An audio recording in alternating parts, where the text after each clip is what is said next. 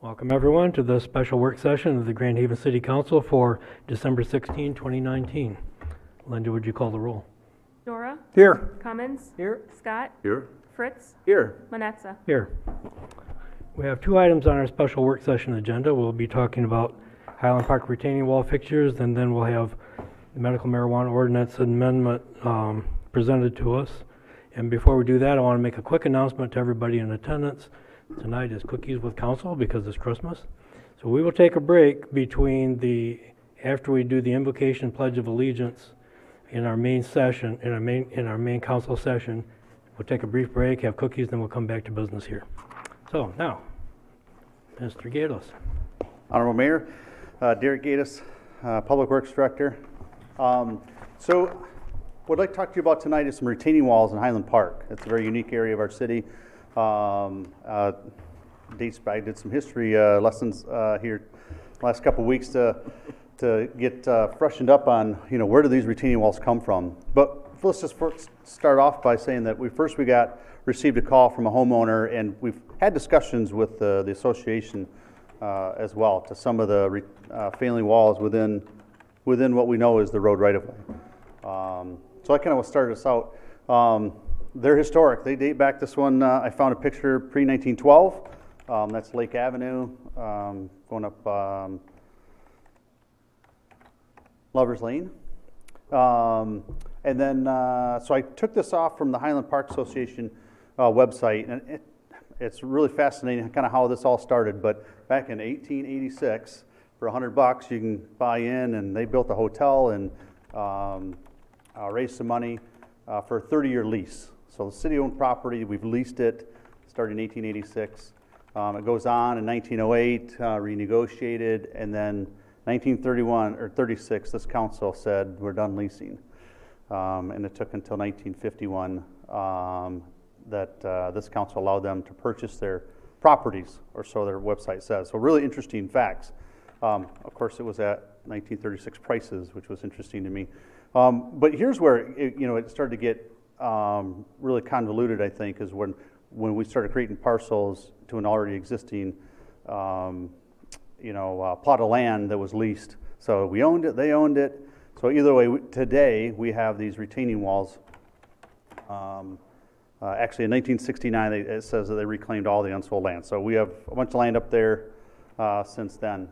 But whose are they? I've had people ask, when's the city going to rebuild these, or what's your plan? Well, we don't believe they're ours. We believe that they're the property owners. Well, are they or are they not? Are they the associations? Engineering is almost impossible to tell the difference, to differentiate between that.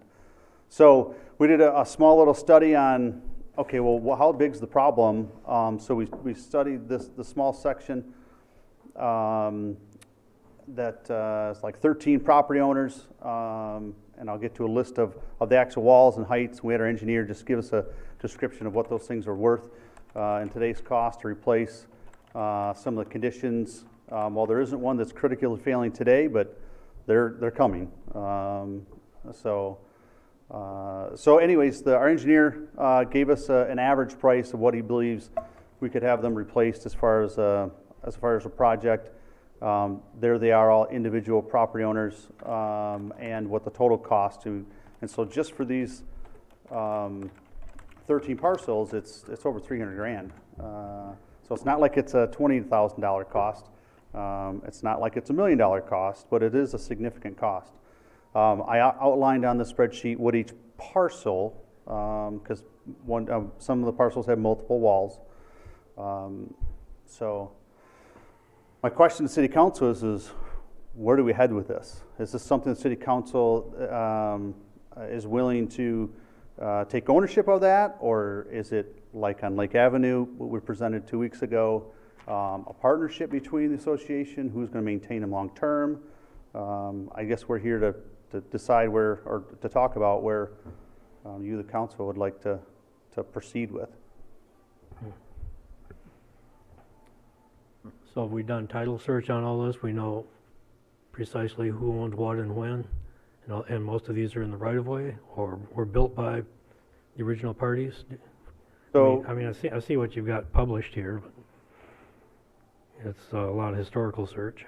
yeah, according to the best information that I have, without surveys, without actually doing surveys, most of them meander in and out of the road right of way. So some of them are private property, some are exclusively in the road right of way. It's a very unique right of way. It's not 66 feet by any means. And so, you know, who built them and when, or, you know, so really what I think it boiled down to is when they divided those lots off, you know, with this leased land, did they include the walls or did they not include the walls? Where were those parcels really segregated from the right-of-way? We do own the right-of-way. That's deeded to the city. It's dedicated as road right-of-way. So, so yeah, as far as title searches, no. I mean, that's where we start spending a couple $1,000s a parcel, you know, to have all that stuff researched. So, which we haven't budgeted any of that kind of money, you know, in the current budget.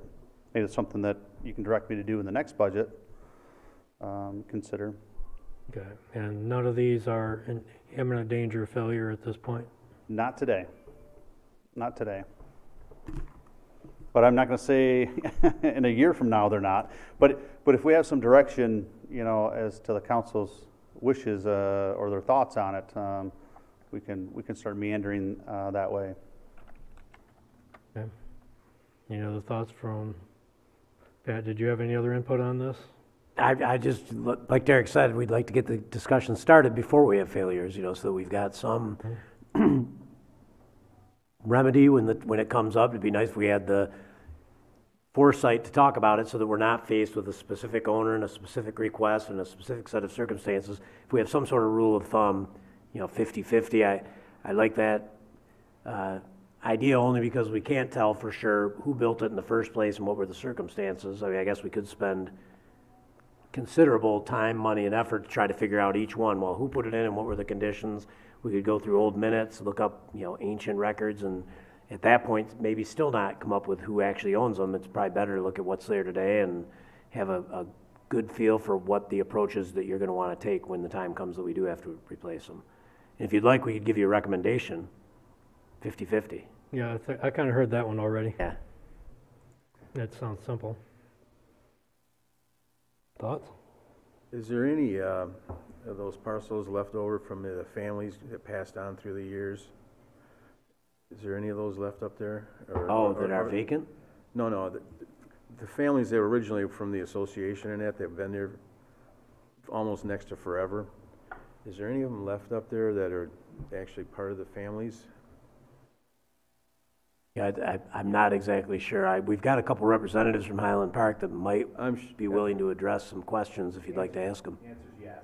Yeah, there probably is. So if there's a possible way, maybe I wouldn't mind meeting with them a little bit and discussing a few things with them and asking questions and seeing what their history goes back. I know through my family and the history of my family through this town, and that is that they always pass it on. That's one thing you usually pass on is like memories and things and how it was, and they might even have some more pictures that we don't see. If the families have that, they can tell us if it was part of the association, did they put them in before that or whatever. I know we're going to end up doing something with it. Yeah.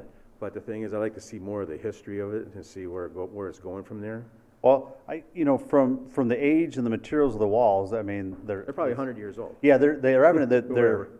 pre-1956. Yeah. 51 to 56 is when the city ended the lease, according to the Yes. to their website. So, you know, they were there before we took it back. You know, when we took it back, did we take ownership of that? Did we, you know, what were the specifics of taking that land back? But yet allowing the parcels to be parceled off and sold to them. Yeah. So, We can either go we can go at 50-50 or assessments or anything on that order like that for it.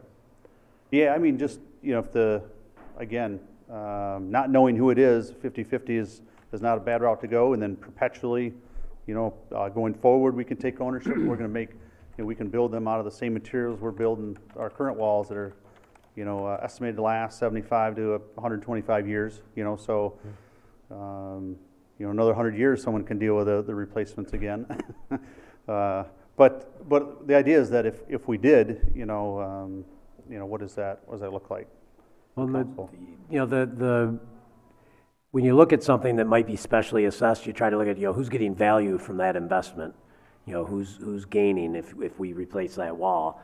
And I was reminded today by Bill Van Lopik, and I guess Bob Minima's was one of the houses that was in fact impacted when we did the one up past the tennis courts that was falling down. We did 1/3 of it was assessed to everybody that was beyond that point with the, on the basis that they're benefiting because they have to drive by it to get to their place. 1/3 to the immediate property owners who were right adjacent to that wall, and then 1/3 the city paid, with the, I guess under the theory that people in general drive by there. They're not necessarily accessing any of those properties, they just use the street. So, that's another way to look at it, to take them as they come and then special assess it based on perceived value to whoever's getting the benefit out of that particular wall being replaced. And being willing to accept some of the responsibility as a city, because without being there and without talking to people, because we could go back and talk to the old timers that were sitting where you guys are sitting, say, what was your appreciation? What did you understand in the 1950s when we took ownership? And you might get some different perspectives. We get different perspectives 2 weeks later. So, going back to the 1950s, but if we looked at it from today's lens, which is the only lens we got, say, well, who's going to benefit if we replace that wall? And then we get together and talk about it. So maybe we do just wait until we have to replace one, and then bring the parties together at that point, the current owners. And I don't want us to put a lot of effort into something if we're gonna just, at the end of the day, say, well, let's just do 50-50 because it's the easiest thing we can do, and it splits responsibilities in some logical way. So if we go back and do a detailed analysis and end up in the same place, we've wasted a lot of effort. So, Yeah, absolutely, come on up. come on up and introduce yourself. I'm Bill Van Lopik, and I'm the president of the board, the Highland Park Association board. This is Bob Minima. He was president before me, and he's now park manager on the board. And it was Bob's home where the retaining walls were repaired in, was it 2014 or 2015? Actually, went through this in 2009, and it was approved by the city council in 2010. Okay. So they were replaced in 2011. And that was really where the sort of precedent in our mind was created for the third that Pat just described to you. And I think I can talk for Bob and talk for the board and say that that would be the way we would propose to handle it. So yeah, thank you. Bob Minima, 84 Indian Trail, Grand Haven. So yeah, I bought in Highland Park 18 years ago. And in the remodel of our property to be year-round, I presented to the city council back in, 2007. And it took about 3 years to get it approved, but it was a third shared between the property owner to the west of me, and the easement off of Poplar Ridge, going up into Highland Park at the very south parking lot, between the Applegates and myself, a third by the city, and a third by the 20 property owners behind us that use that parking lot. In being involved with the board of Highland Park for 10 years, as president for 3 years, it's really been talked about within our park about these retaining walls that you're referring to. It is a city street. As we discussed back in 2007, it's sort of like a city curb sidewalk assessment. But yet the association decided to take up a third of that cost. So in looking at what we're looking at on the diagram right here, we have roughly $312,000 of assessments or cost. Breaking that down a little bit further, there's two assessments on this, or the proposed assessments on this property, is the easement to Indian Trail, which is roughly $38,000. Now, the Highland Park maintains the boardwalks within the association, but they are owned by the city. It's public property. Any resident within the city of Grand Haven can walk those walks. So my thoughts were, in looking at what Derek's proposing, is you look at this as a third. So out of the $312,000, You have 45 properties beyond the entryway of Lover's Lane and Poplar or Highland Park Drive, right where the first diagram is. So there's 45 properties beyond that that are within Highland Park Association that would need easement and access beyond these retaining walls. So again, the association is pretty much willing to take that 1/3 of that 45 properties of that $105,000. So you would do 1/3 of the city, 1/3 to the property owners adjacent to that property, and 1/3 to our association. And looking at the easement on Indian Trail, the 38,000, again, that is used by all of Highland Park. There's 100 properties within Highland Park.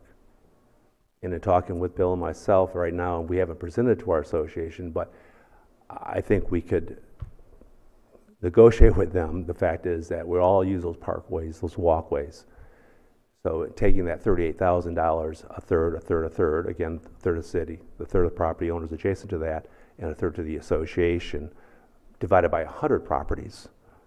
Okay, so it's a little bit different than that, but I think we are willing to pick up some of that cost as well, pertaining our infrastructure within the city of Grand Haven. Okay. That sounds like a pretty reasonable approach. Do you need to discuss with the Highland Park Association then before we go forward with that proposal? I mean, that is precedent that we had on our previous wall. We would probably present that at our July 13th, I think it is, or 14th meeting, our annual meeting.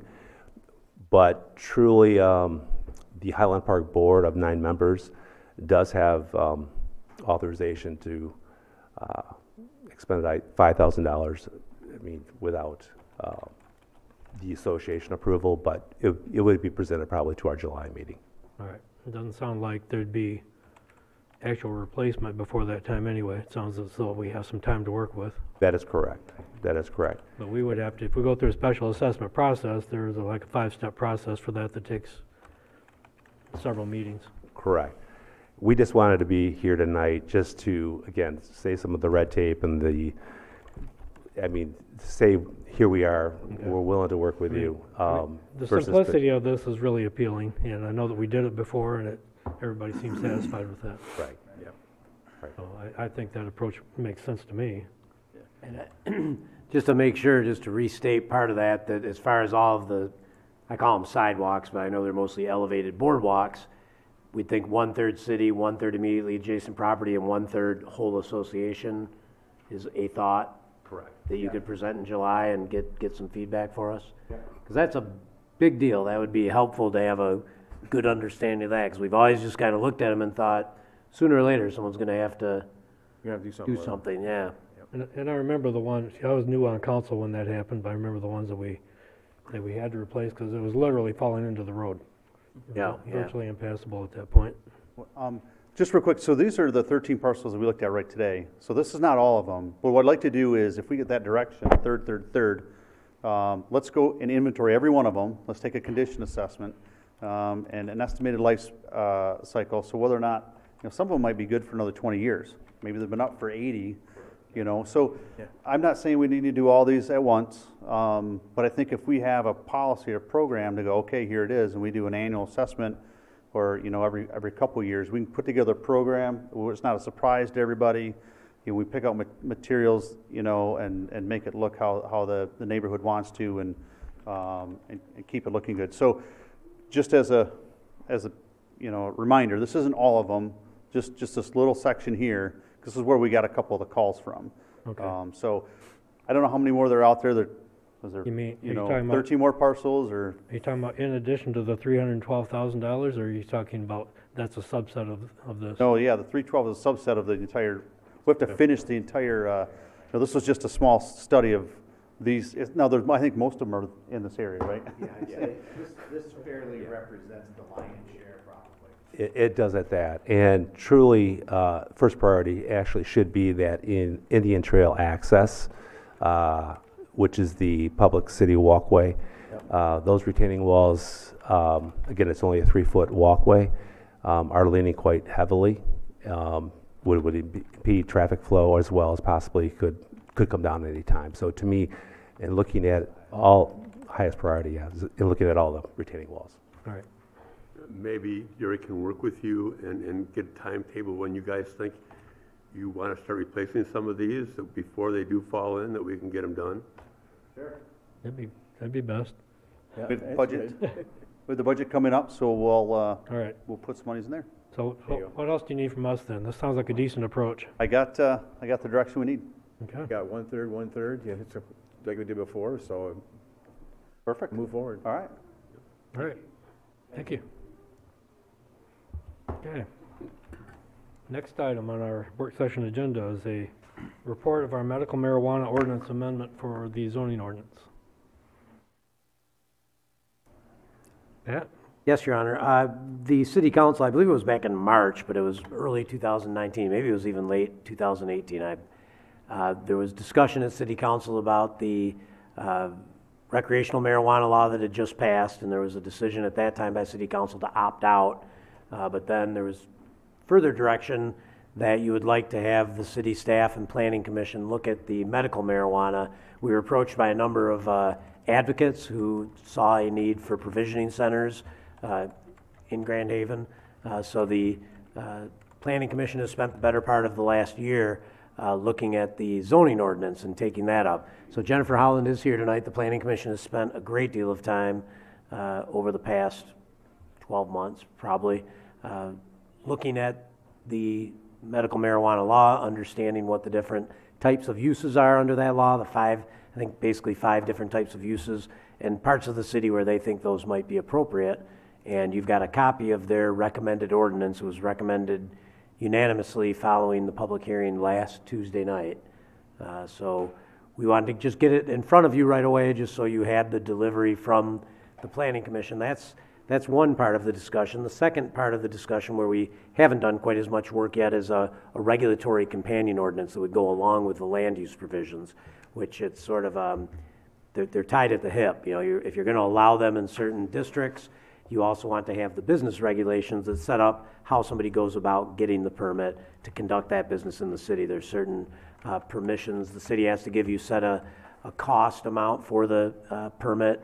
You set up the process which they go through to apply for, and maybe we have a lottery, and maybe you supplement or clarify or embellish what's been set forth in the land use ordinance.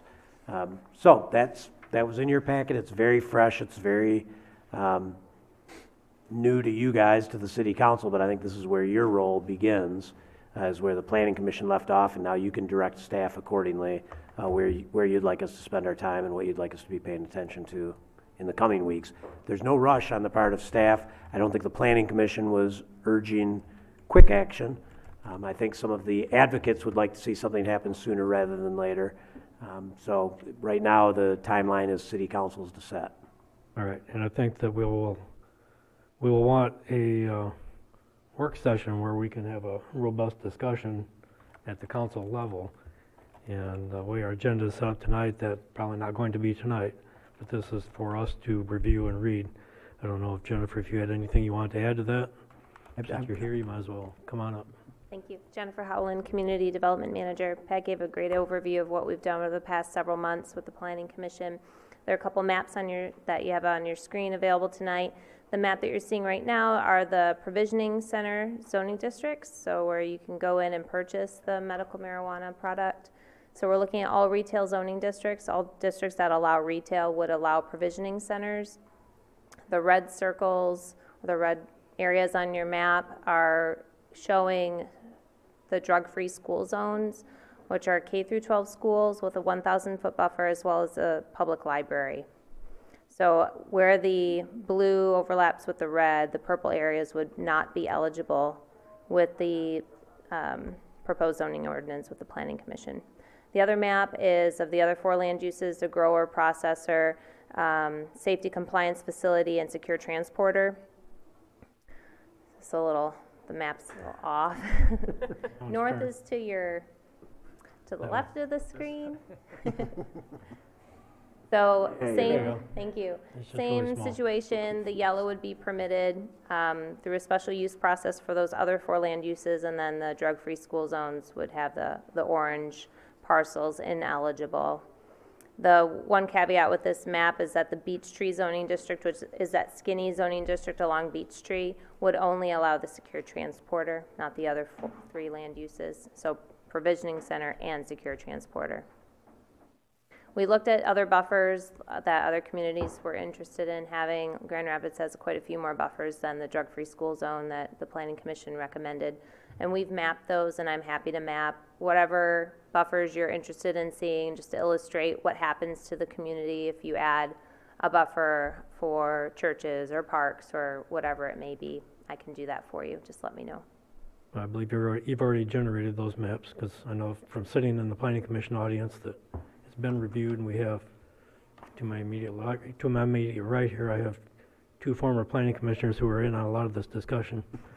So I don't know if you guys want to make any comments at this point in time, but I think that we owe it to the public and to ourselves to have a discussion on this in detail after we've had a chance to look at this and read it. Some of us are probably closer to it than others, but I think we all need to pay close attention and get the public engaged in it. Now, one of the suggestions that was made was that we possibly have members of the current planning commission come and share their thoughts, at least the chairperson, and we could also compare with the members up here who were involved in the process, so we can at least get the feel for what the planning commission thought, what their decision-making process was, how they arrived at their vote after the public hearing. So do you think that that's something we could arrange? Absolutely. I can also put, since it was many months of working, I could put all the excerpts from the Planning Commission minutes into a packet for you with all the memos as a reference point. You know, it's an evolution over time, so take it with a grain of salt, but that would give you a good overview of what the discussion entailed. But I'm sure someone from the Planning Commission would be happy to speak directly with you if you'd like that. Okay. Very good. Any other comments from council at this point in time? No, I think it's a good direction. All right, well, we got about 3 minutes of work session left if you had any other comments. Otherwise, this is the only other item on our work session. You just touch a little bit on there was a sample regulatory ordinance in here and how that factors in and how they coincide with one another. And, you know, I had some confusion, I think, on, you know, was this what staff was proposing in this regulatory ordinance, because I had, you know, City of Grand Haven and City in there, but it sounds like it's a kind of a sample from another community for us to just obviously get the conversation started, but it's not a flat recommendation at this point. Is that? That's exactly it. You know, I just pulled one from Meridian Township, Michigan. They seem to spend a lot of time on it. It was very involved, so we did copy that. Our attorneys looked it over and identified a couple areas he'd like to spend a little more time on, so I asked him to please do that. One of the areas was something that, Ryan, you had identified, that the very broad search powers that we're asking them to sign off on for getting a permit maybe were a little too broad and may not be enforceable, you know, giving constitutional protections about unreasonable search and seizure. So we said, yeah, why don't you take a closer look at that to see if that's supportable. As well as, you know, the attorney pointed out that our buffers, whatever we do in the regulatory ordinance, ought to match what's in the land use ordinance. Right. We should make those consistent. There's a lot of other content in there. But we had a resident who's been pretty well versed in this area, Jamie Cooper, who's got a good knowledge of this field. She looked it over and gave me a lot of comments that I thought were useful that I'd like to share with council. So we've got a long ways to go on that ordinance.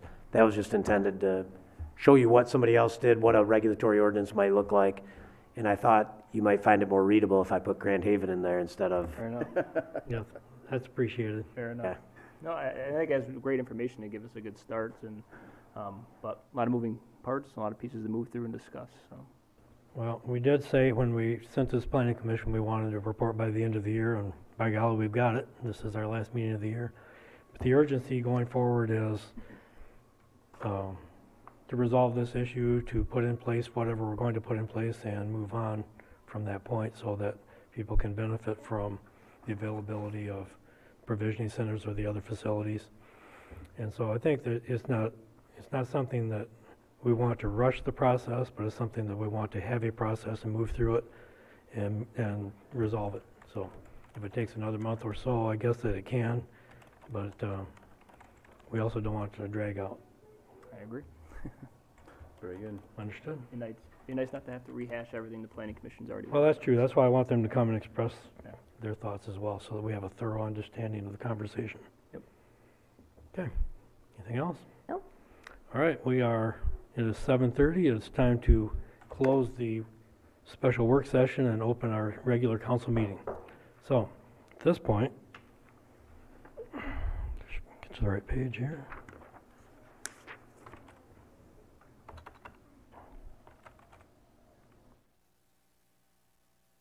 So, at this point, I will open the regular city council meeting for December 16th, 2019.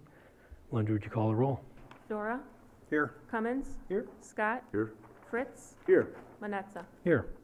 We will do our invocation, our pledge of allegiance, and then we'll take a break and have cookies because it's Christmas. So, Pastor Tim Taylor, welcome. Thank you. Merry Christmas, and then let me lead you in prayer. Father, we thank you for this group. We thank you for the work that they've done and the way they lead our community. God, we pray that you can continue to give them wisdom and unity as they lead, and may our city continue to be a place that draws people here.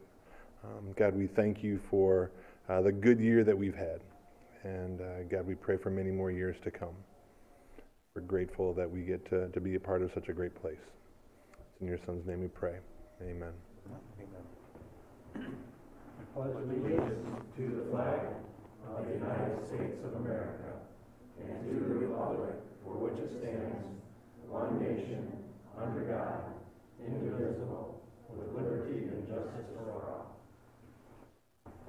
At this point, let's take a brief break and have cookies. Not me.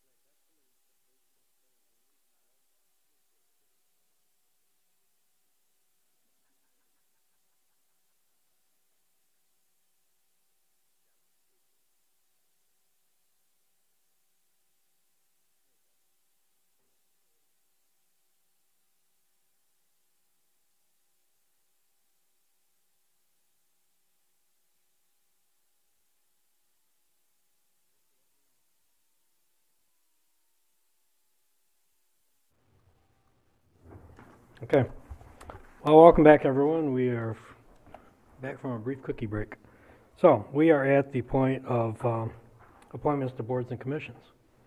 Linda? This is to appoint Bob Manetza to the Audit Review Committee, Andrea Hendrick to the Planning Commission with a term ending June 30th, 2022, Ryan Galligan to the Planning Commission with a term ending June 30th, 2020, and William Whiteman to the Parks and Recreation Board with a term ending June 30th, 2023. Okay, need a motion? I'll make that motion. Second? Okay, motion by Fritz. Second. By Dora to approve these appointments. Any questions? Please call the roll. Dora? Yes. Cummins? Yes. Scott? Yes. Fritz? Yes. Manetza? Yes.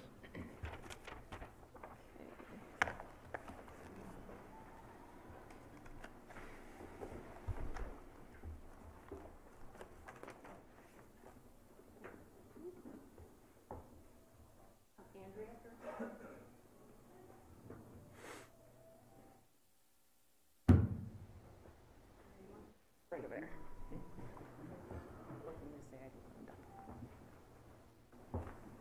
I, Andrea Hendrick, do solemnly swear that I will support the Constitution of the United States and the Constitution of this state, and that I will faithfully discharge the duties of the Office of the Planning Commission in and for the City of Grand Haven, County of Ottawa, and State of Michigan according to the best of my ability. I do.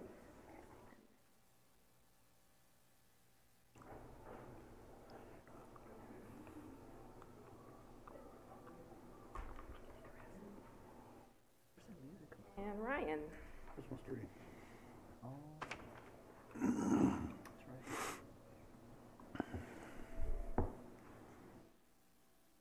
I, Ryan Galligan, do solemnly swear that I will support the Constitution of the United States and the Constitution of this state, and that I will faithfully discharge the duties of the Office of Planning Commission in and for the City of Grand Haven, County of Ottawa, and State of Michigan according to the best of my ability. I do. Okay.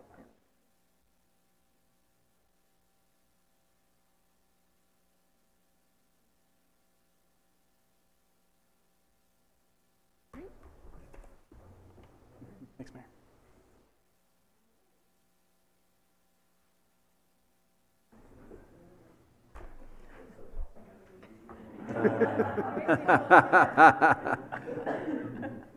Take a picture the other way. I, William Whiteman, do solemnly swear that I will support the Constitution of the United States and the Constitution of this state, and that I will faithfully discharge the duties of the Office of the Parks and Recreation Commission in and for the City of Grand Haven, County of Ottawa, and State of Michigan according to the best of my ability.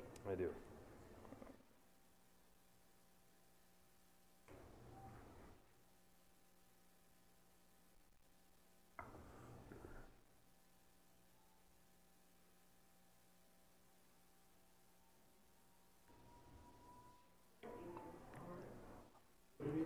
Yeah, won't be the last.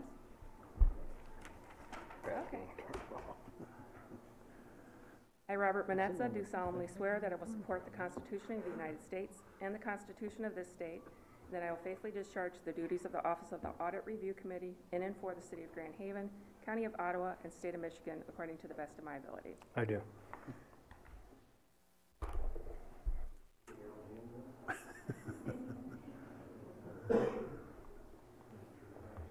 I don't have a captive audience for that, do I? Thank you. Shake your own hand.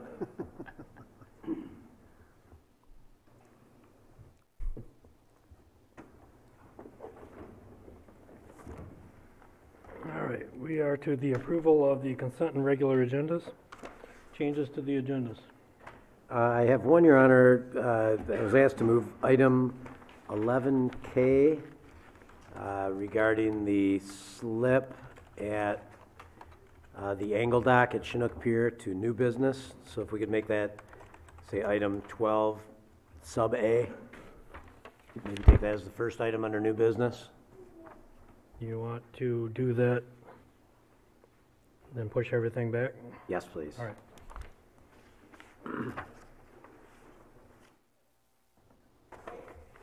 Any other changes by anyone? Nope. Okay. And just so we're clear about, consent agenda is intended to be, is fine to ask questions and get clarification on items on the consent agenda. If you want to discuss something and potentially disagree with it, it should be moved to the new business.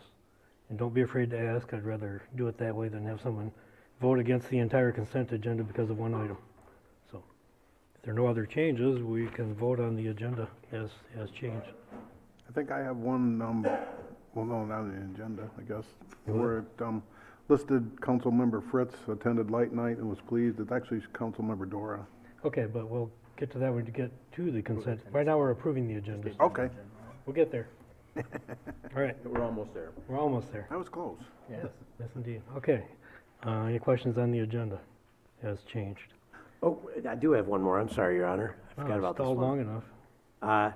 Under item I, under the consent agenda, the Brownfield reimbursement agreement inadvertently reads $16,500 in tax increment revenue.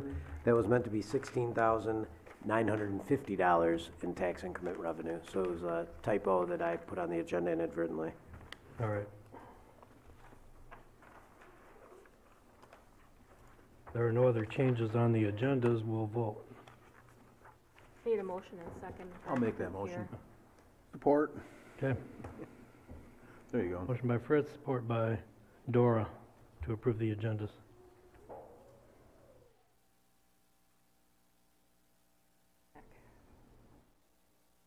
Cummins, Yes. Scott, Yes. Fritz, Yes. Dora, Yes. Manetza. Yes.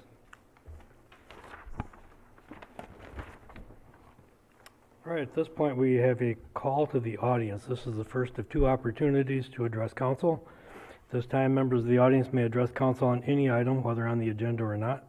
Those addressing council will come to the podium, speak directly to the mayor, must identify themselves by name and address, and will be limited to 3 minutes of speaking time. Council will hear all comments for future consideration, but will not have a response at this time. So, anyone wishing to address council, please come forward.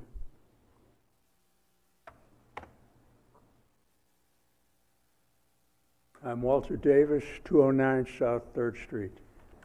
I want to begin with an apology. The last time I spoke before this body, I was rude and at one point profane, and I want to apologize for that and hope you forgive me. I want to talk to you briefly about climate change. We have many concerns about that. We have matters coming up with the Board of Light and Power, which I'll address on Thursday. But I'd like to ask all of you to consider the possibility that Grand Haven might become the model small green city in the state of Michigan. Many people come to our city, and our city has a name for other things, and it would be wonderful if we could do all in our power to create a green agenda for this city. I'm not talking just about increasing recycling, though certainly we could do a lot better on that. We could stop plastics. There's many things we could do. I'm sure that we could sit down over coffee for an hour and come up with 20 ideas. All I'm proposing to you tonight is that we should put that on the top of our agenda for a new administration.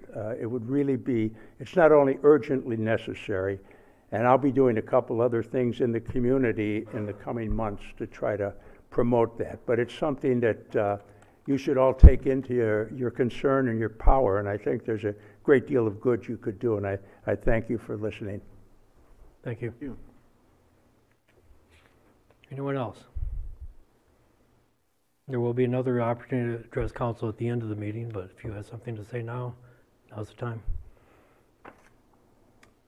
Seeing none, we'll move on to our consent agenda. Linda, would you please read that? This is to approve the special work session and amended regular council meeting minutes of December 2nd, because Mike Dora has a correction to the regular council meeting minutes. Approve the bills memo in the amount of $560,174.10. Accept the proposal from Ebenmarsh in the amount of $23,500 to provide preliminary final design and construction engineering services for street resurfacing 2020, and authorize the mayor and city clerk to execute the necessary documents. Approve the purchase of 2 police Ford Interceptors and 1 Ford Edge administrative vehicle in the not-to-exceed price totaling $94,851.94 from Preferred Ford. Approve an agreement with Electrical Inspection Services, LLC, to conduct electrical inspections for the city of Grand Haven, and authorize the mayor and city clerk to execute the necessary documents. award the Duncan Court emergency sewer repair to Caminga and Rudvotes in the not-to-exceed amount of $48,410, and authorize the mayor and city clerk to execute the necessary documents. Approve a commitment letter to the Grand Valley Metropolitan Council to indicate the City of Grand Haven's intention to continue working with the Metro Council through 2022 to provide assistance with compliance with National Pollutant Discharge Elimination System stormwater regulations in the amount of $11,430.50, and authorize the mayor and city clerk to execute the necessary documents. Approve the submission of a 2020 Coastal Zone Management Grant application in the amount of $37,879.60, with a local match of $37,879.60 to be reimbursed by the Grand Haven Lighthouse Conservancy. Approve a brownfield reimbursement agreement among the city, the Brownfield Redevelopment Authority, and Restaurant Holdings LLC to support the reimbursement up to $16,950 in tax increment revenue in 2021, with approval of a pass-through from Main Street for the Morning Bell redevelopment, and authorize the mayor and city clerk to execute the necessary documents. Approve Winterfest 2020 to be held January 24th through 25th. Approve variances to the city's alcohol consumption ordinance and the noise ordinance, and to waive all fees in the amount of $1,500. Approve a request to the Michigan Governor and State Legislature to declare the Great Lakes shorelines and adjacent communities disaster areas for the purpose of seeking federal assistance to restore flood-damaged areas. Okay, is there a motion? I'll make that motion. Okay, motion by Fritz, second by Scott. And we have a correction to the minutes. That been noted? Yep, I got my mics mixed up. Okay. I had put two comments by Mike Fritz and didn't do one for Mike Dora, so. We have two mics now, we'll have to be clear. I gotta And they're make on sure I opposite put ends of the table. last here. name on it now. So. Okay. Other questions on the consent agenda items? So, a couple questions on the engineering for the street resurfacing program. Are those engineering costs budgeted? Is that just part of the budgeted amount every year?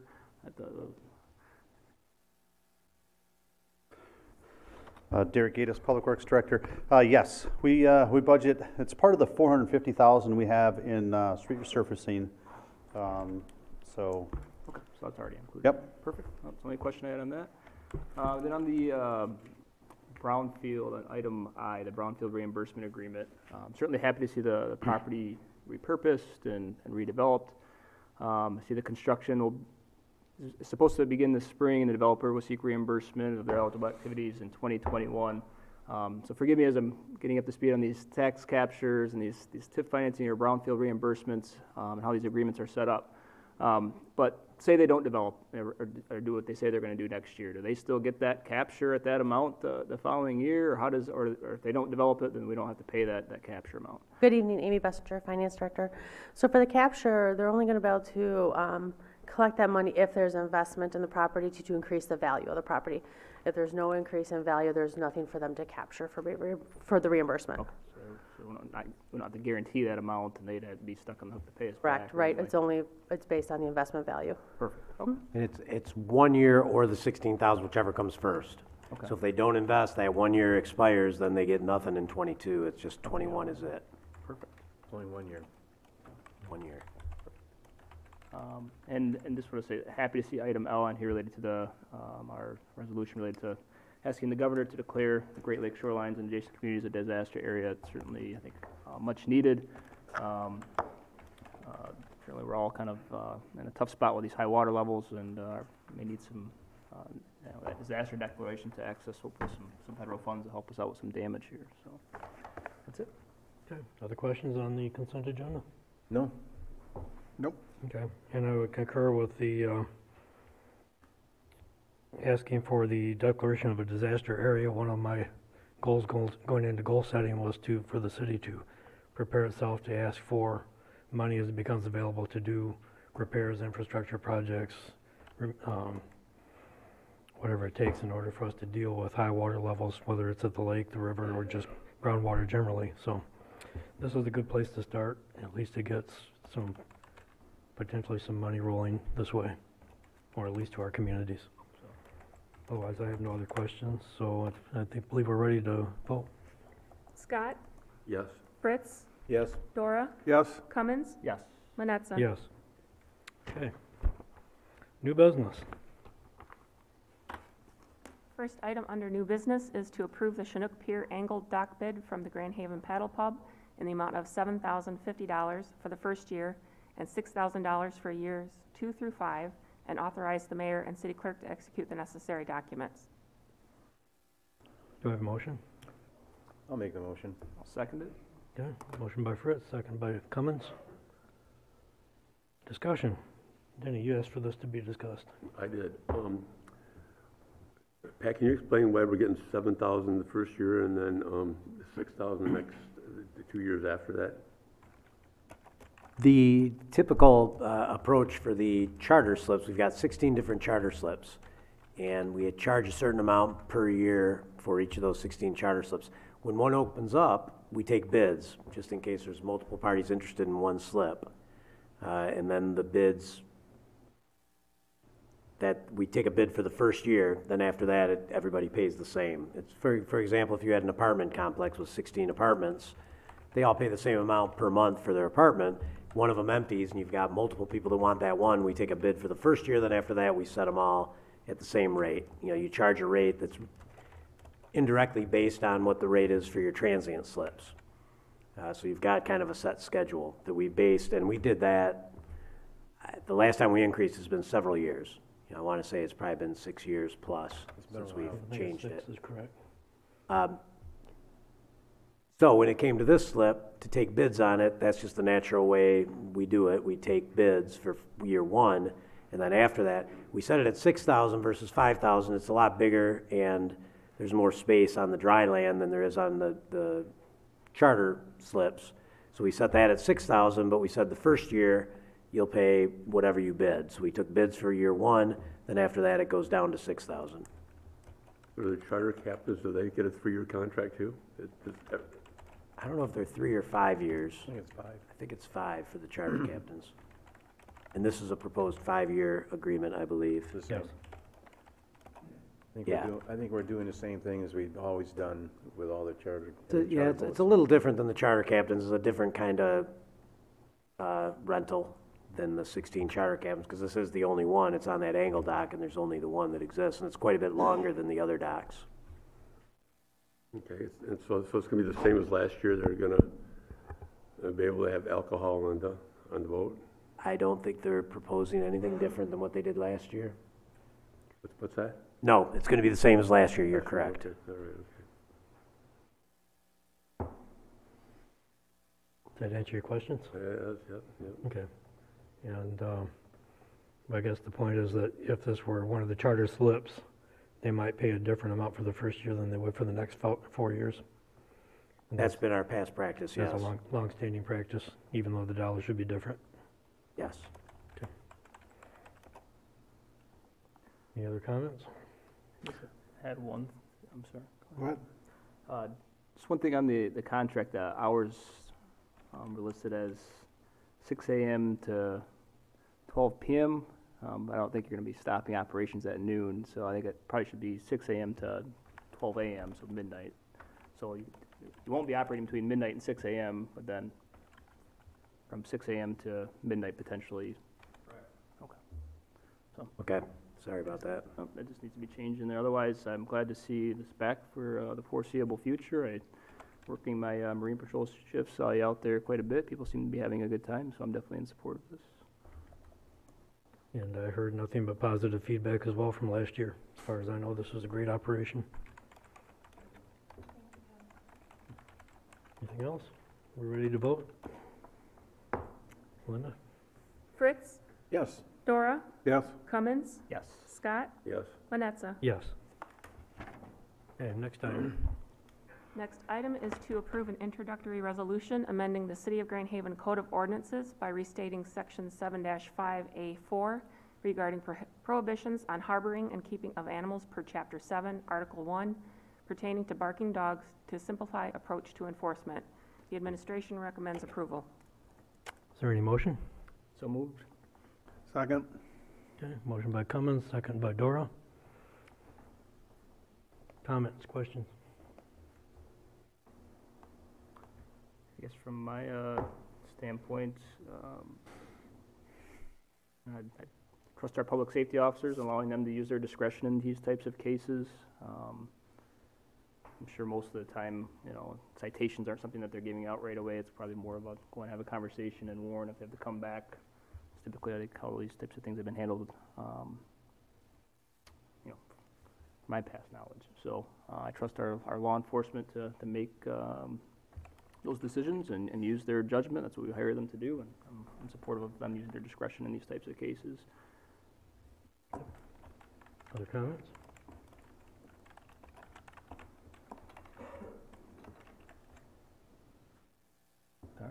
I'm glad you changed the wording a little bit on it from last time.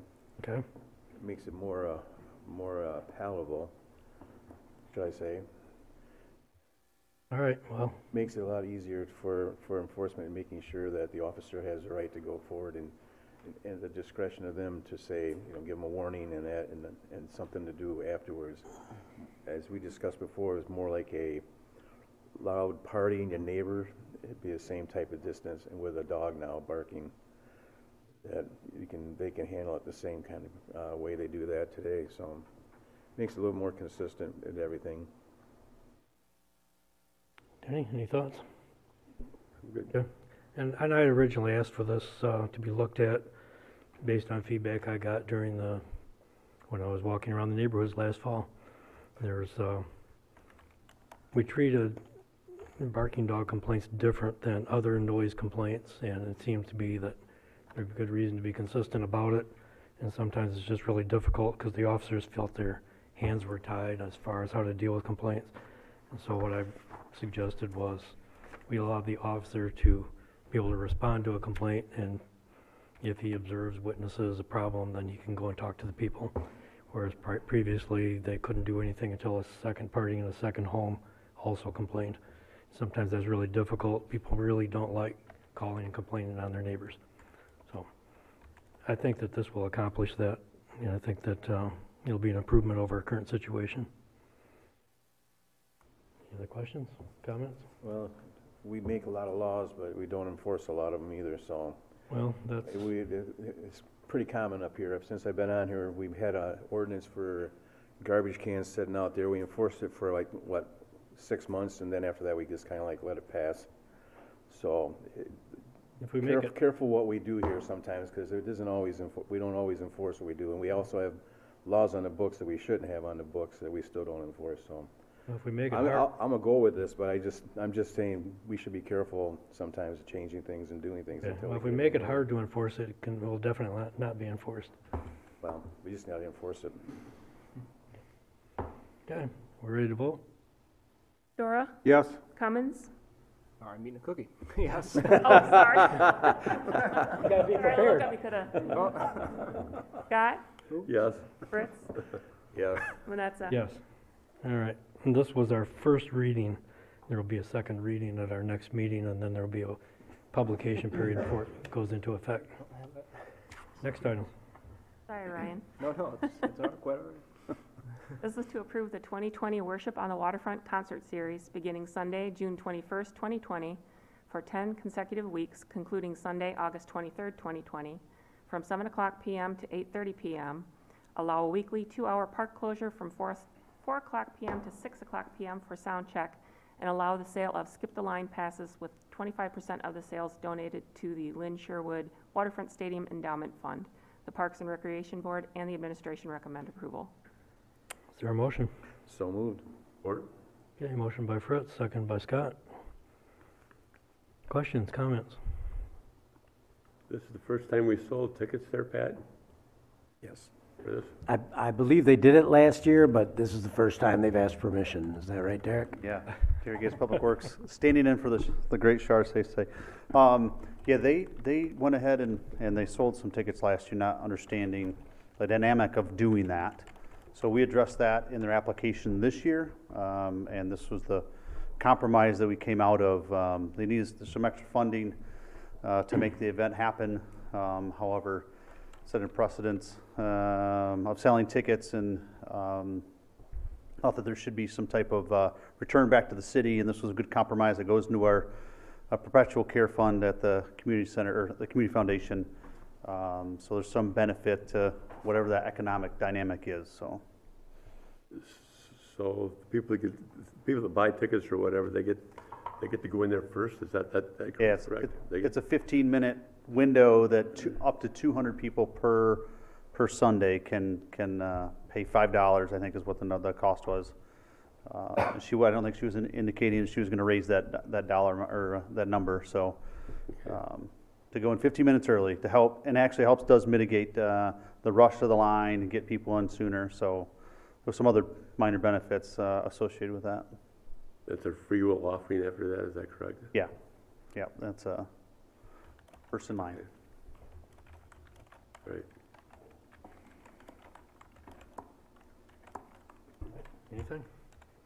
No, I was at the Parks Board when they went through this and they negotiated, and you were there also, Mayor. I was. And there was a large discussion there, and it's actually no longer it's a for-profit organization that's doing it now. They're looking for a nonprofit. They're trying to apply for it at the time. And the Parks Board was trying to figure out how they would do this for a profit and still make it happen for them. And that's why they went to the 25%, because once you set a precedent, you got to keep following for everybody else that wants to come in and do the same thing over and over again. So they were trying to be consistent on the Parks Board. There was a very long discussion, and they did a very good job, I thought, of hammering most of it all out.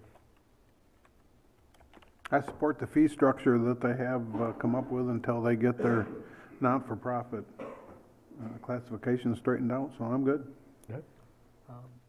These rental fees, this is for the entire season, right, for all of them together, or this isn't by concert, is it? Their nonprofit rate's $2,750. I assume that's for all 10 combined?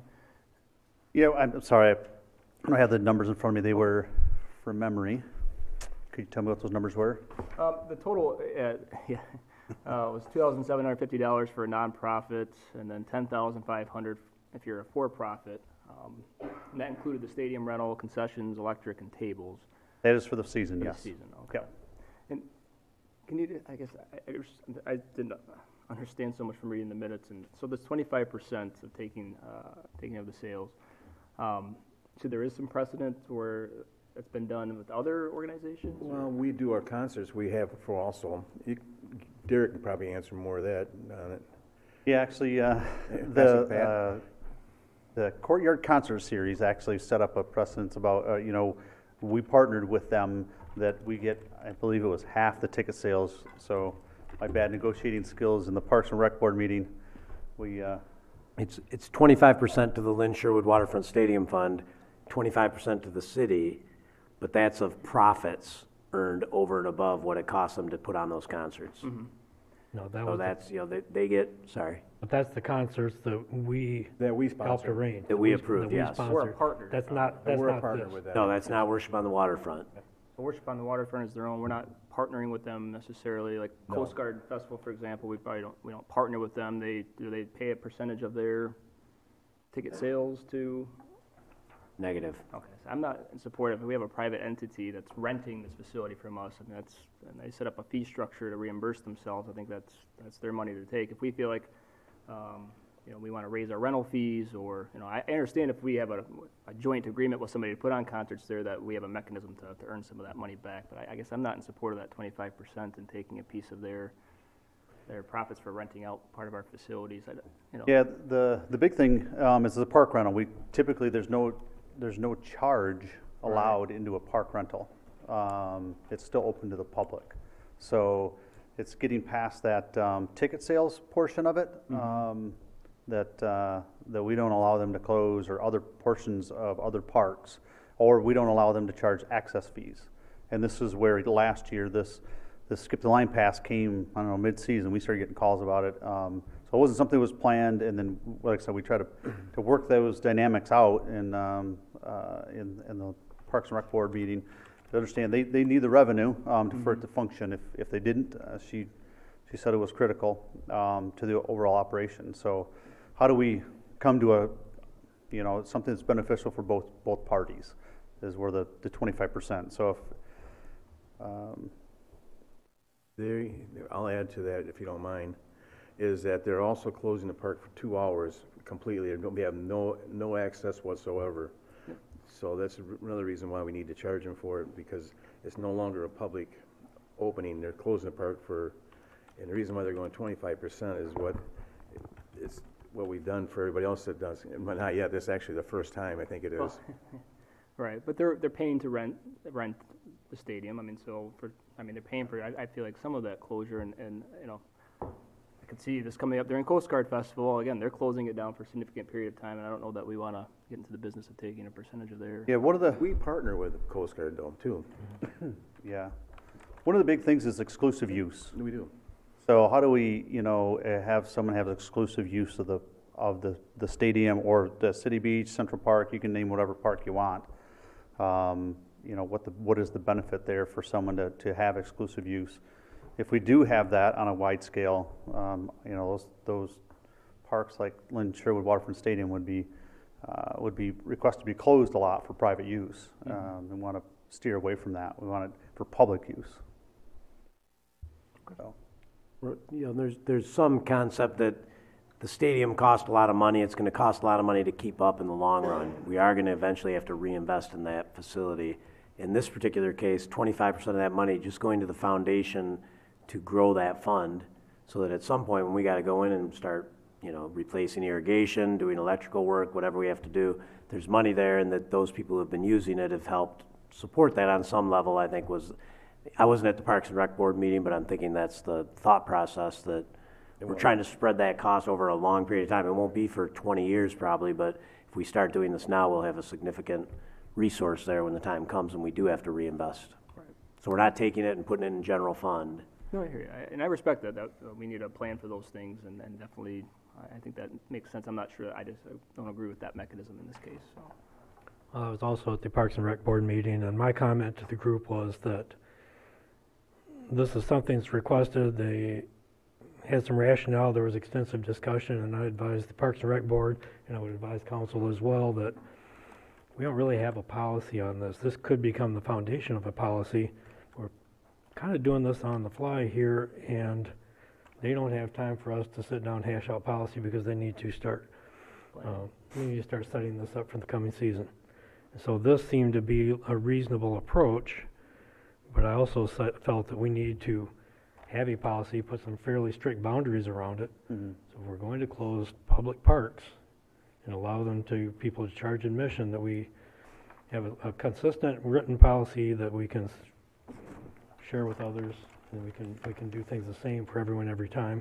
And if there's no real sense that we want public parks to be closed to the public, then we should say that. And in the meantime, we will have this in place if we approve it tonight. And if we don't, then they probably will have difficulty getting set for the coming season. So I think that there's more work to be done here. I don't think we have a genuine policy. What we have right now is a conversation and a negotiation and a way to get us through this particular circumstance. But I think that we also need to revisit this and firm it up and turn it into an actual policy that, like I said to the Parks and Rec Board, we need some fairly strict boundaries around this.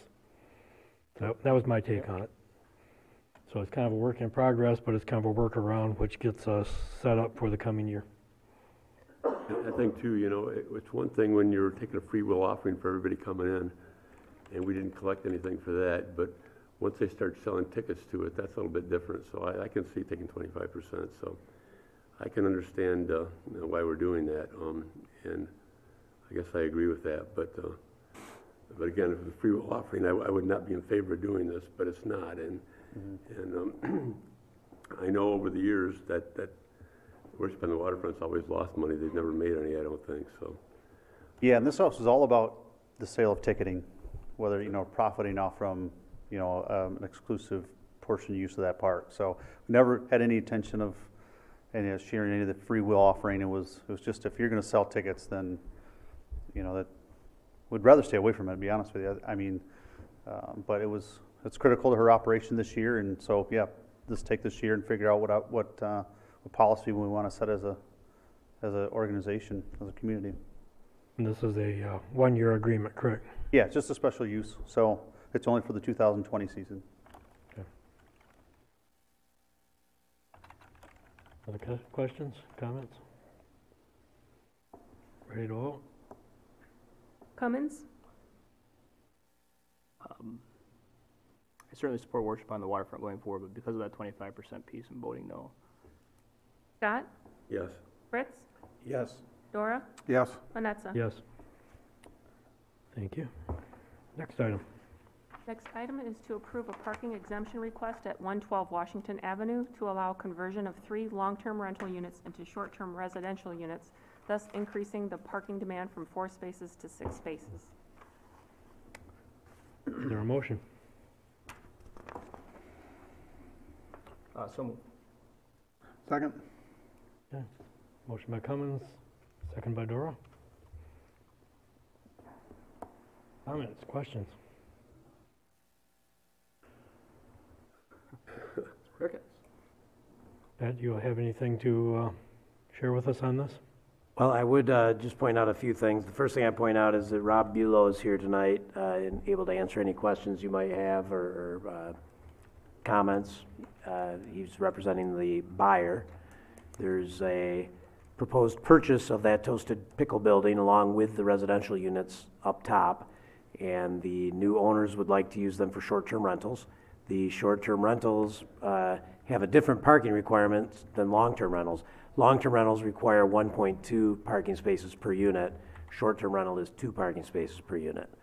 So they don't necessarily fit that regulation, so that they, currently without additional parking permissiveness by city council, and I'll explain that in a second.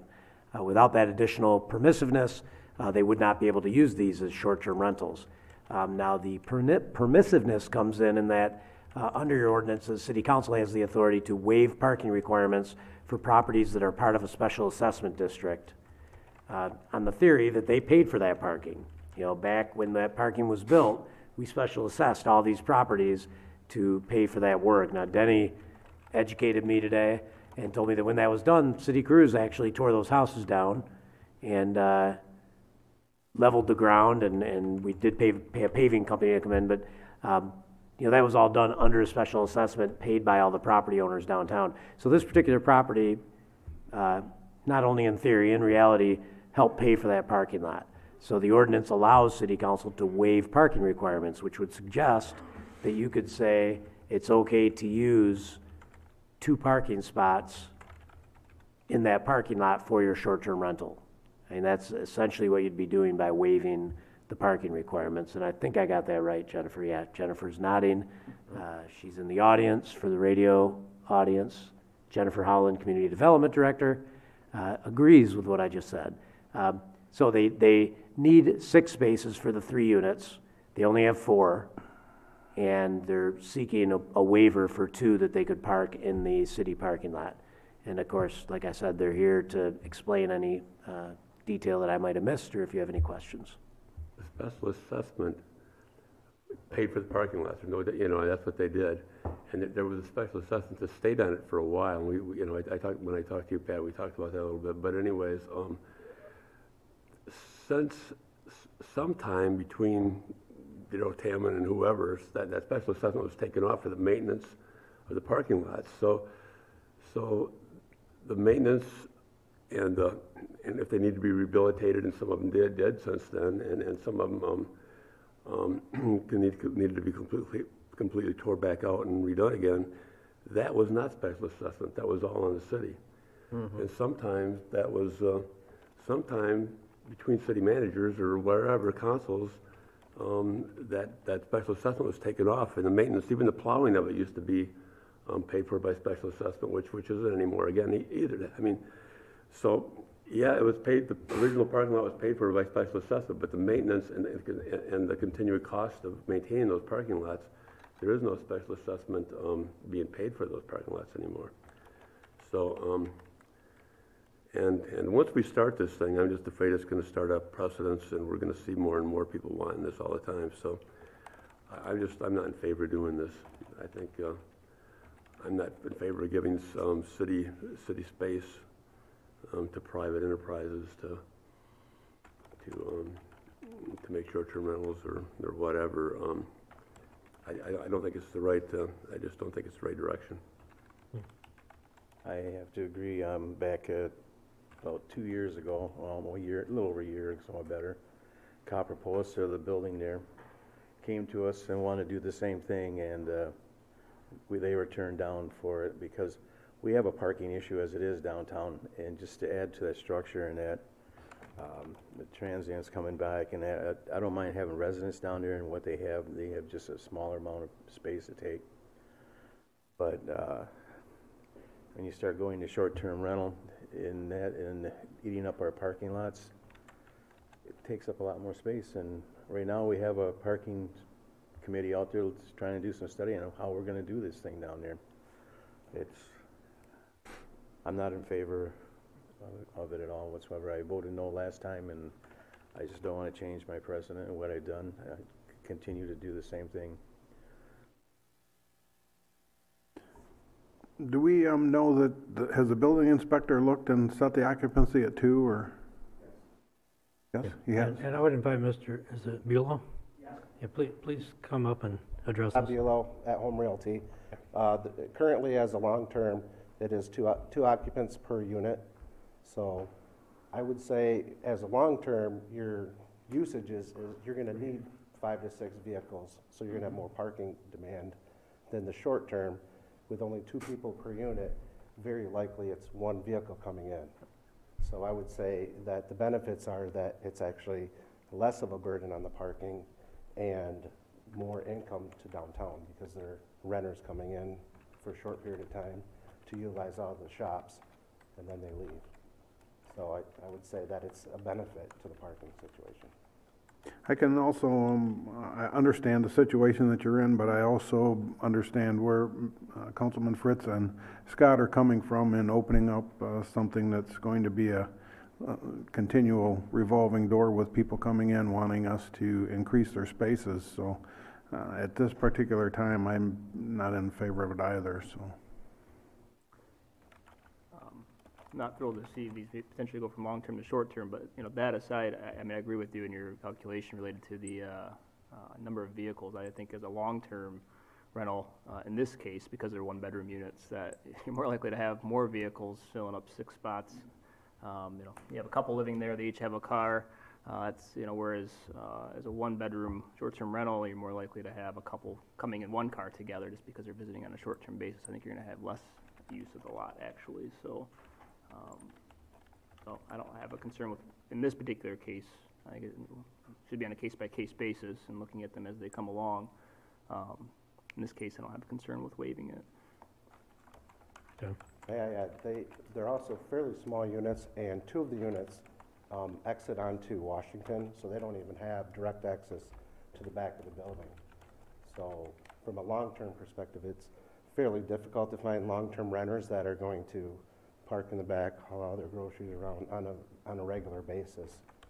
So it brings a challenge to just from the structure of the purchase. I mean, the value of the property is increased substantially, and it just, if we can't do the short term, it really limits the ability to do the purchase. I know that doesn't necessarily benefit you guys, but, it would bring increased revenue through tourism, and it would also increase the taxes once the purchase. You don't do anything wrong. I mean, it's permitted by right in that district, so I mean, it's permitted use. You don't have to even get a special land use for it. So, I guess my comment would be that when those parking lots were established and the rules were set in place for use of the lots by the adjacent businesses, by those that were originally specially assessed, whether it's the same property owners, same businesses, or even the same way that these were paid for, the rules are still there for business to use them without proving their parking requirement, and it's for commercial purposes. And so I think that that was the intent behind setting these up. I know that various things have been done to repair them, to replace them. We've had CBDG grants to rebuild them. Went above and beyond the original assessment, but the basic philosophy and rules behind setting those parking lots up in the first place was always that the area businesses could use them without, regardless of what their parking demand was, unless a new building was put up or a building was made bigger, which substantially increased its potential demand. But as far as I know, this building hasn't really seen major modifications since those days when this was built. So when this came up for the copper post in February of 2018, I supported the waiver. And my reasoning at the time was that, and we had just done an extensive review of short-term rentals, was that short-term rentals were a commercial use of land, that this parking lot was set up for commercial uses, and that it fit, even though it could potentially overload the parking lots. And as far as the demand, whether it's 2 spaces or 1.2 spaces, we agreed when we set up the short-term rental, because of how they operate throughout the city, you frequently do have more than one car for people who meet there for vacations, people who come and go, and sometimes people have guests, even though in some short-term rentals they might have bunk beds set up or some such similar way of dealing with short-term rentals, and not to say you have any such intention, but the parking load was set at 2 for those reasons. That our experience with other short-term rentals around town was that it made sense to set a parking requirement a little higher than a long-term residential use.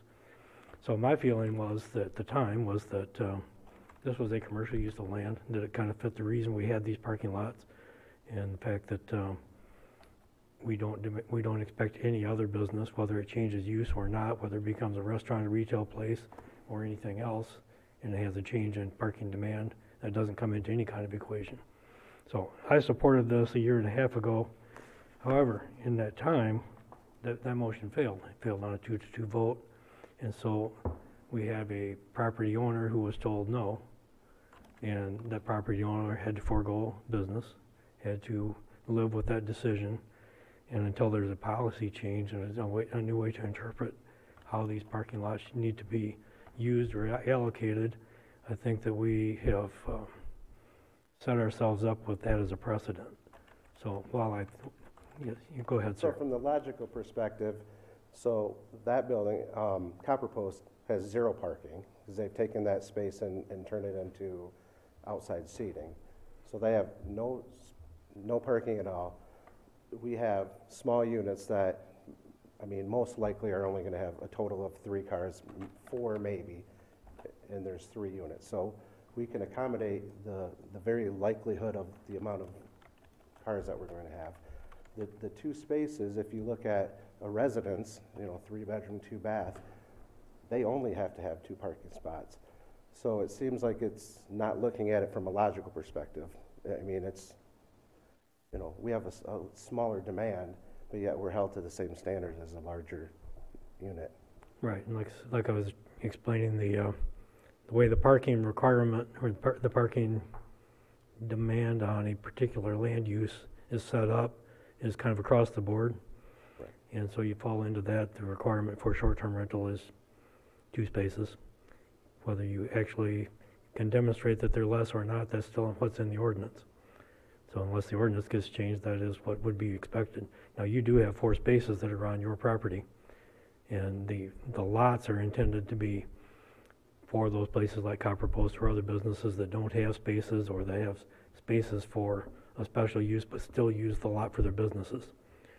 But I would say back when that special assessment was done, Copper Post had parking back there. That's a recent change that they added all that outside seating. Mm-hmm. Yeah, I understand what you're saying.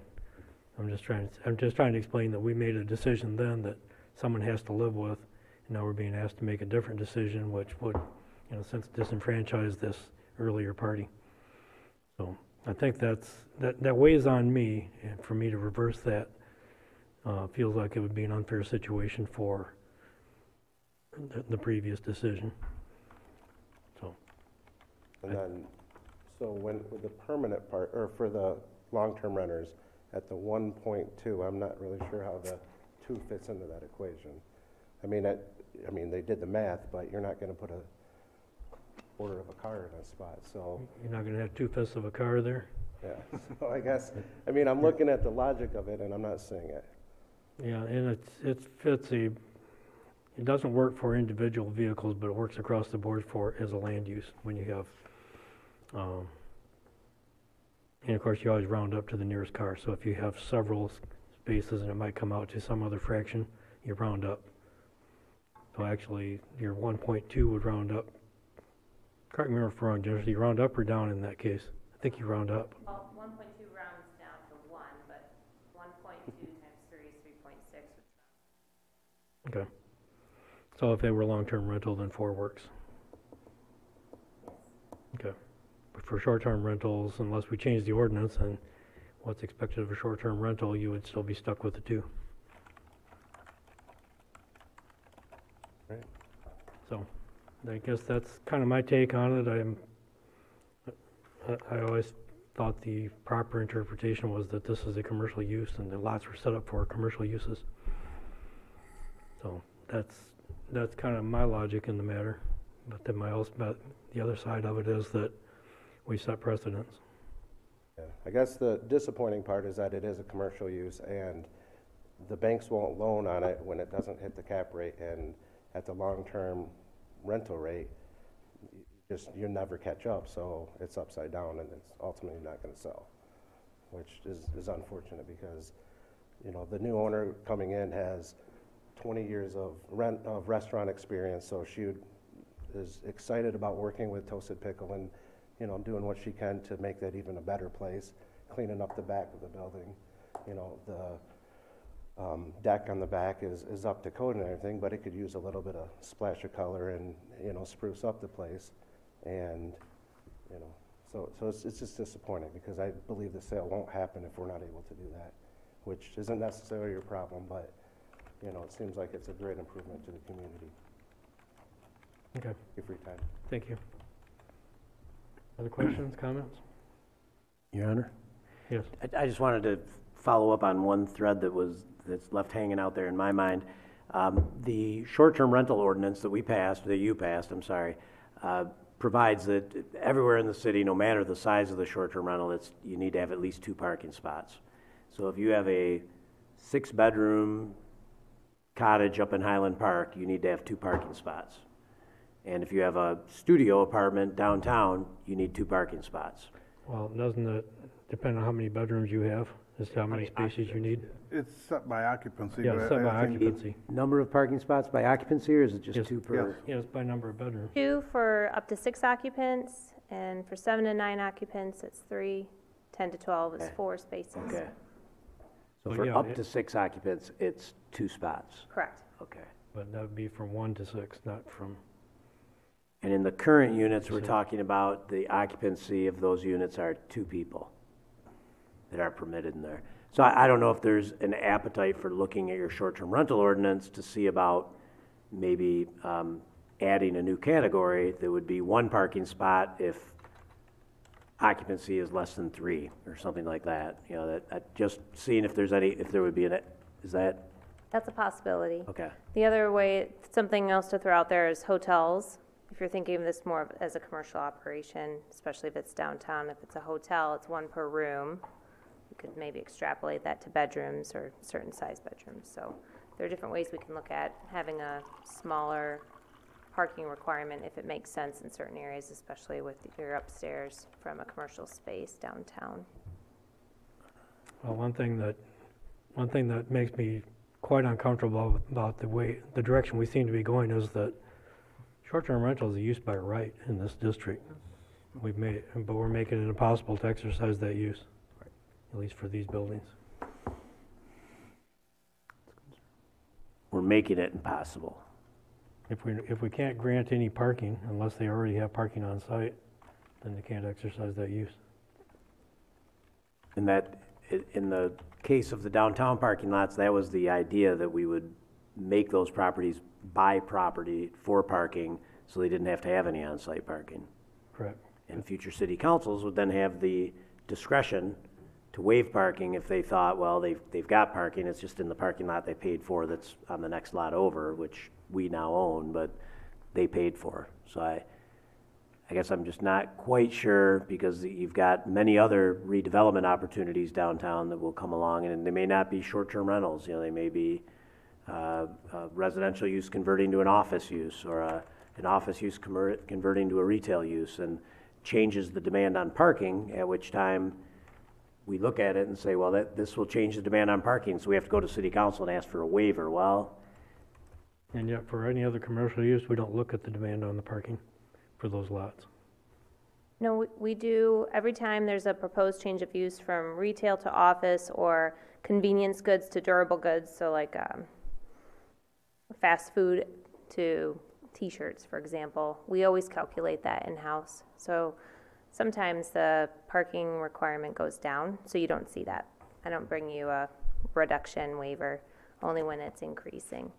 We also look in the zoning ordinance in most cases that we're trying to park the residential use on the property itself. There's references in a couple places to that. So short-term renting, whether it's quasi-commercial, commercial, residential, whatever you feel, it's listed in the residential section of the ordinance for parking. So we do consider it from a parking perspective more of a residential use. Well, for his long-term rentals, he has the parking on site, Yes, he does. but he doesn't have any more site than that. The Toasted Pickle commercial operation has 2 parking spaces back there that they use. So there are 6 spaces back there. Okay, but those spaces could exist in the public lot. Yes, they could. If there was a opportunity for them to negotiate those parking spaces away from the Toasted Pickle commercial operation, then there'd be 6 spaces available for the 3 short-term rental units. That's a possibility, but that involves other parties. I'm not sure they've been involved yet. And then you would be asking for potentially a commercial waiver for the Toasted Pickle parking. Today they have access to 2 spaces. That demand would be shifted to the public parking lot. And you would be asked to be considering that waiver. But then that would be a commercial use similar to many of the other buildings in downtown. Yes. So it's kind of a shell game at this point. Yes. But it could get them what they're looking for if we were to authorize 2 spaces in the public parking lot for the Toasted Pickle. Well, you said that there had to be a negotiation on that. With the tenant, I would imagine that there's something in their lease. It's just a guess that they may have access to that parking. Would there be reason to postpone this case and take it up again after more information is available, or should we just move on? Well, they do have 2 spaces that is part of their lease, and they have 6 more years. But Microphone, yeah. they have 2 spaces that are part of their lease, and they have 2 more extensions for a total of 6 years. Okay. And they have I would think they most likely don't want to give up those spots. All right. So that's really not an option at this point in time. I mean, we certainly can look into it, but, that will definitely affect the closing date, so that would be an issue. All right, So we well, can- that might be an option to look into at a future time then. Okay, thank you. And I believe the DDA does have some intention of taking this up at their January meeting, or between now and their January meeting, to see if they could recommend a position, or their position on these parking waivers, if we want to call them that, because there's a lot to it. It's a fairly complex concept that, at one point, somebody who owned all that square footage downtown paid for parking, presumably based on square footage. That's usually how we do a special assessment. We'd say, you own 2,000 square feet, your neighbor owns 1,000 square feet of property, so you're going to pay twice as much as your neighbor because you've got twice as much opportunity to use that parking, regardless of what your then use is, because you might be using it for a low parking demand use today. You might change that to a high parking demand use tomorrow and vice versa. So the only real fair way to do it for a long, long period of time and leave you with the liberty to exercise your property rights would be to go based on a square foot assessment. If we're going to do an assessment today, which we did, and which we do, we've got a PSD down there, we based on square feet. Because square feet, it might change what you use it for, it might change what your parking demand is. So you base it on square feet. So if you're to do that, then it would seem that regardless of what you put in there, high demand or low demand, you ought to be able to enjoy parking on the property that you paid for. And we kind of hope that over time, it's all going to equal out. Not all of the users are going to go with a really high demand use or a low demand use. There's going to be a mix. Some's going to be high demand, lots of employees, lots of seats in a restaurant. Another's going to be low demand, a couple office spaces that don't see many customers. So that over time is going to, always fluctuate, but always be about the same amount, the same demand on the parking. So I don't know if you want to have the DDA do a little more detailed review of it and make a recommendation of a standard that can be applied, or if you want to keep up with this case by case, because in the current case, we just have 2 or 3 times that you've dealt with this in the last 15 years, and it's not super instructive to what you're thinking about right now. So it's different than what I was just asked. don't know how you can, I know originally that was special assessed, and they that special assessed, and they paid for the original parking lot. But if that's true, and if that's still their property, then they should have been paying for the maintenance on that all these years, which they have not been. So, and the city's been eating the whole cost of that parking lot, as far as maintenance, as far as plowing, as far as everything. So that special assessment might have been true back when it was being special assessed, but that's not true anymore because it's never been special assessed for a long time. And some of those parking lots, like I said, been completely ripped out and already paved. And the plowing in the wintertime, I mean, there's a lot of costs in that. And that actually, as far as I'm concerned, it's a city parking lot right now. Okay, to your point, we put $3 million into those in 2007. Yep. We completely rebuilt them. We tore them all out. And I'm pretty sure the first time they were done, I saw them before they were less involved construction method than what they are now. Now you've got the curb and gutter storm drains. We've got storm storage units underneath all those parking lots to hold storm water back. I mean, those are very high-end parking lots. So the $3 million is a big investment that was made about 10 years ago by the city. No special assessment. All right, well, if we vote and turn this down, and then at a later time, we decide on a policy which might address these cases, it won't help him for his current transaction, but if this came back to us at a future time under a different policy, we might be able to reconsider it. I would suggest, and you can correct my course if you think I'm wrong, if this gets turned down tonight, I'm going to feel significant pressure to come up with a way to make this work, because you want to see reinvestment downtown, you want to see people investing private money, and you want a structure that makes that happen. And if this is a structure that's not letting that happen, I've got to find a way to come up with a structure that will allow you to allow new investment to go in. And I think that's what we want. And we're not talking about new square footage. This is existing square footage. They're not adding any floor space down there. They're just using it in a different way and investing private money in it. So I will feel a big fire lit under me to find a way to bring something back to you that you will find acceptable. Okay, I guess my point was procedurally, if this is turned down, it could be brought back if something is different, such as a new policy. Such as a new policy, such as a proposed ordinance revision, such as a special assessment going forward that gives you more comfort that they are paying for the parking and therefore should be able to use it as they see fit. I've heard about 3 or 4 different possibilities tonight that I think are worth exploring. Okay. Thank you. Any other comments, questions? I think we're ready to vote. And the motion was, in the positive, it was to allow the waiver. So yes would be to allow the waiver, correct? Yes. Right. To allow conversion. Scott? No. Fritz? No. Dora? No. Cummins? Yes. Manetza? No. All right, next item.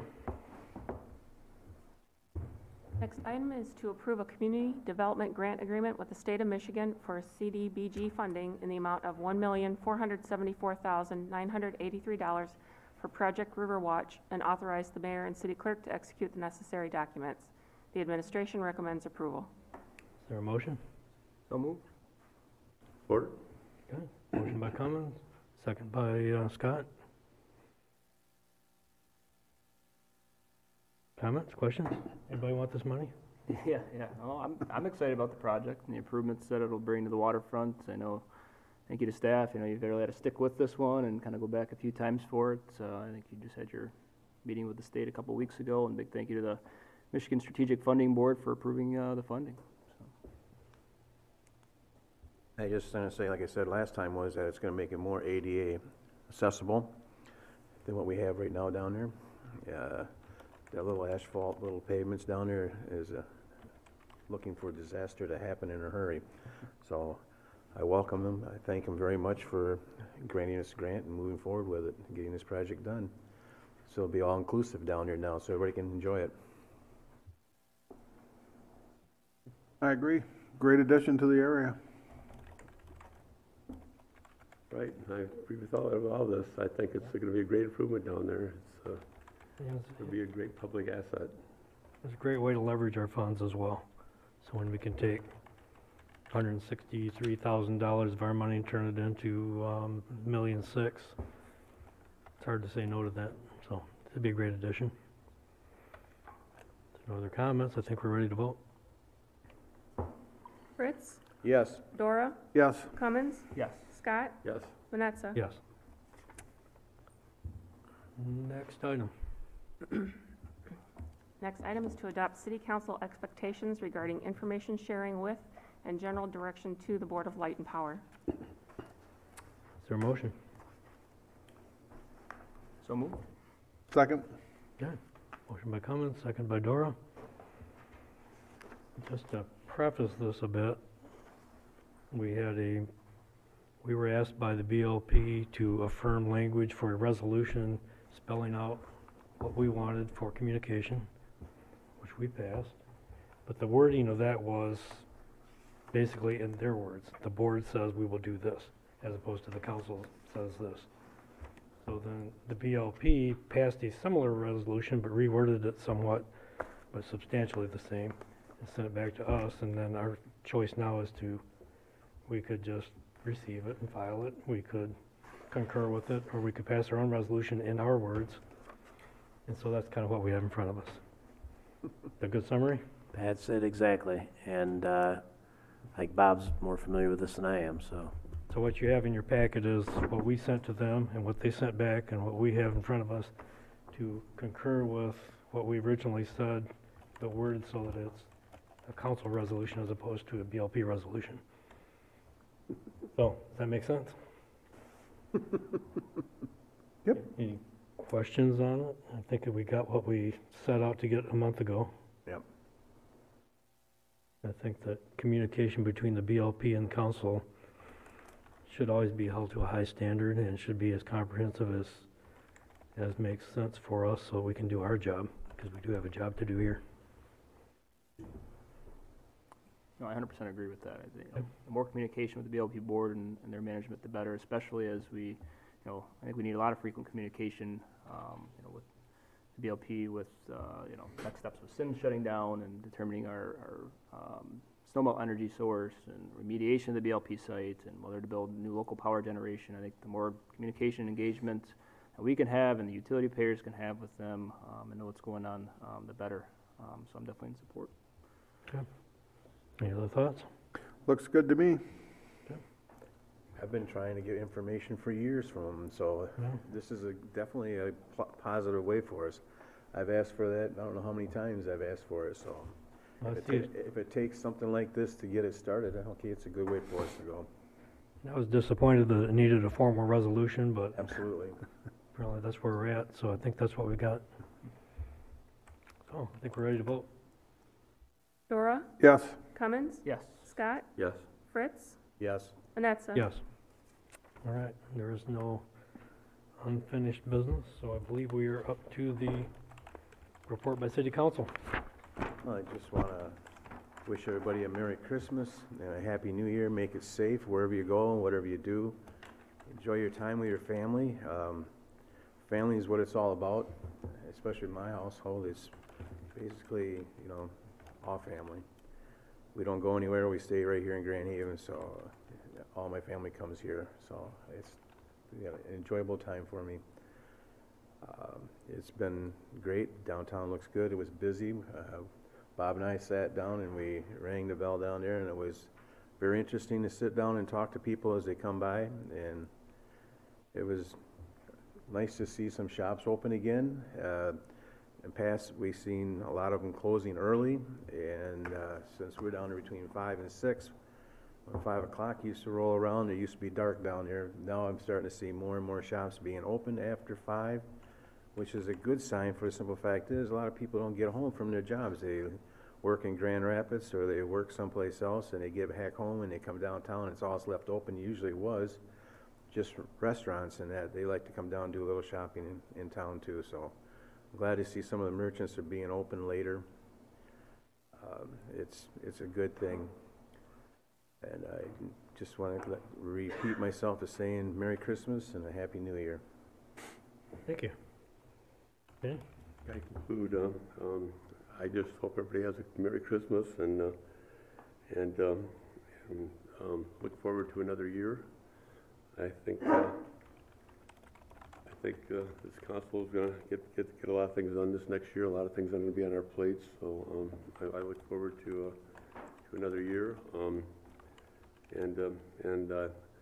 I also went to the airport board meeting, and I got an email here from Earl and a report on some of the activities at the airport. For instance,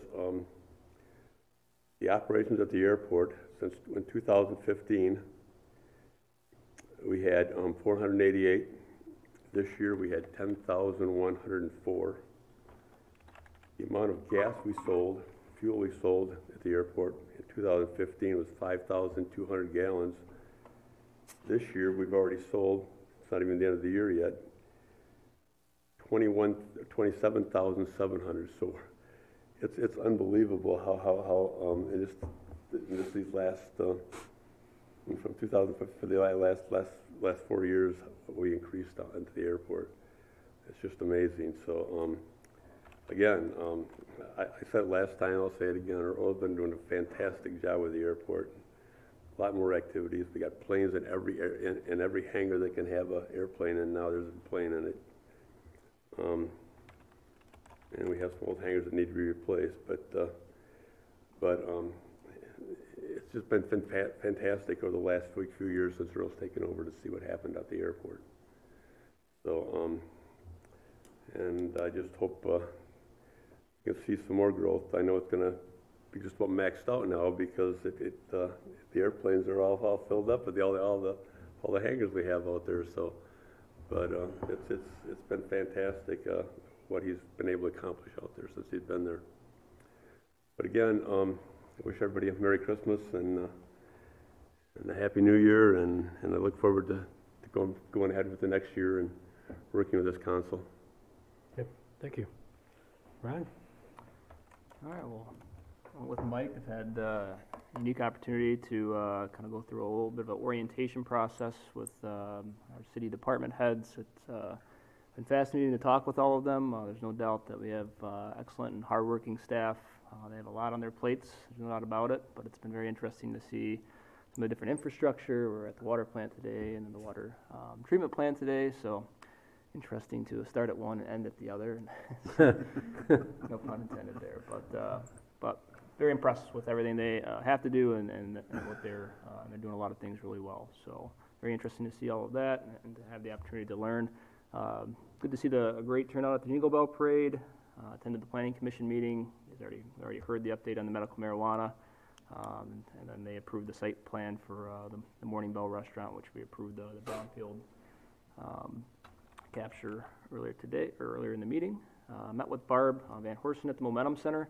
Was able to kind of learn a lot more about the programming and the things that they're doing in the community, and they're doing some really fantastic work, raising some great awareness on some different issues, and they have a great place to go for some social engagement, and are addressing a lot of problems in the community. But one interesting program that they're just starting up is this cultural immersion bridge program, where they're going to take a certain number of folks from Muskegon and a certain number of folks from the Grand Haven community, kind of immerse them in both cities and both communities to kind of learn more about each of our areas and kind of break down some of those misnomers that are out there, and kind of break down some of those stereotypes that are in both communities' minds, maybe about the other. So I think it's fantastic that they're doing that kind of work. Attended the Officer Flahive Memorial. Very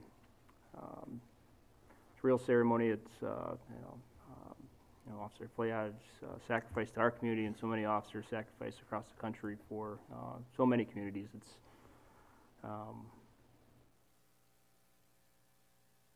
can't forget those sacrifices, put it that way. I'm glad to see Senator Victory and his work with the legislature to rename 31 and Beacon, the Flavia 5 Memorial Highway.